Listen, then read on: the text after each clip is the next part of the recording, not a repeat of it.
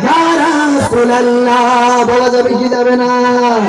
একসাথে বলেন নারায়ে তাকবীর আল্লাহু আকবার নারায়ে রিসালাত বলেন নারায়ে তাকবীর আল্লাহু আকবার নারায়ে রিসালাত সিদ্দিক ফারুক চারজন সাহাবা সিদ্দিক ফারুক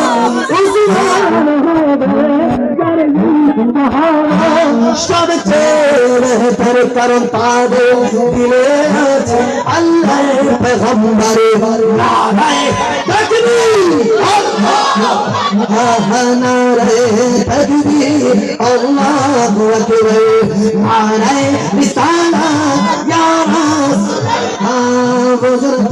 कुछ न था बोझ न हो कुछ न हो जान है वो जहान की जान है तो जहान है जमीन जमा तुम्हारे लिए मकीन मक्का तुम्हारे लिए चुनी न चुना तुम्हारे लिए मैंने दो जहां तुम्हारे लिए दाम में ज़बां तुम्हारे लिए बदल में हिजा तुम्हारे लिए हमारी यहाँ तुम्हारे लिए उठे विवाह तुम्हारे लिए तुम्हारी चमक तुम्हारी दमक तुम्हारी झलक तुम्हारी महक जमीनों फलक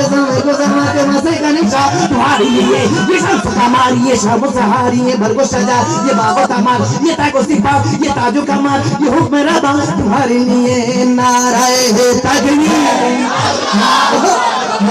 नाराये रिसालत